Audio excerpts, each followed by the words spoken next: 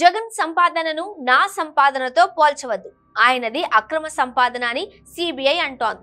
నాది అలా కాదు. నేను ఎంతో కష్టపడి సంపాదించుకున్నా. సో ఆయనతో నన్ను పోల్చవద్దు అని టీడీపీ ఎన్ఆర్ఐ నాయకుడు గుంటూరు పార్లమెంటు స్థానం నుండి పోటీ చేస్తున్న పెమ్మసాని చంద్రశేఖర్ సంచలన వ్యాఖ్యలు చేశారు. ఏమయ్యా మీలాగా నేను మట్టి తవ్వానా, మందమ్మానా, మైన్స్ తవ్వానా అని అడుగుతున్నా.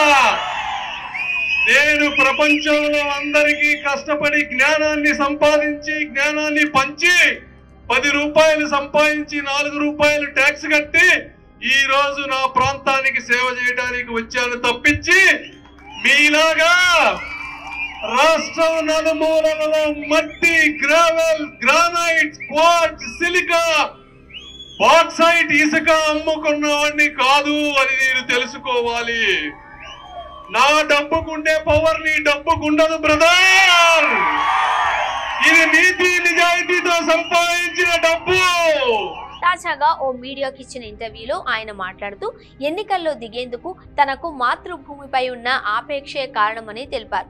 అందుకే తాను 3 దశాబ్దాలుగా అమెరికాలో ఉన్నప్పటికీ అక్కడ గ్రీన్ కార్డు కోసం అప్లై చేయలేదు అన్నారు.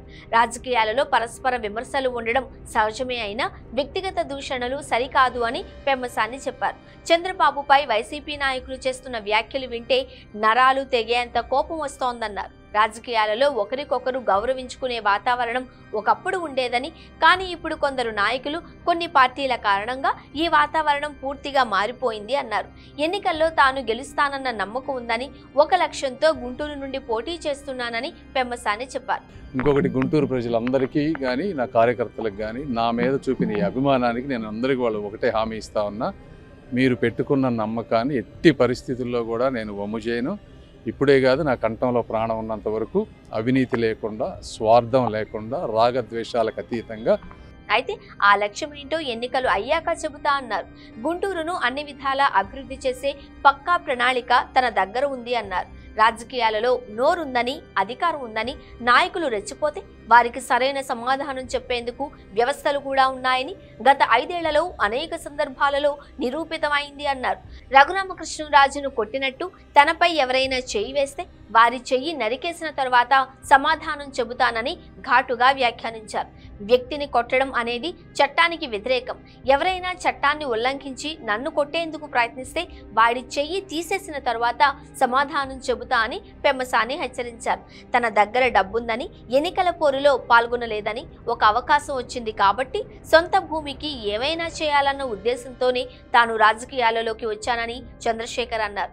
గత 2019లోనే తాను ప్రయత్నించానని, కానీ అప్పట్లో కుదరలేదు అన్నారు. తనకు రాజకీయాలలో ఎవరు శత్రువులు లేరన్నారు. తన స్నేహితులు గుంటూరు ప్రజలు, ఏపీ ప్రజలేనని, వారికి సేవ చేసేందుకే తానొచ్చానని పెమ్మసాని వివరించారు.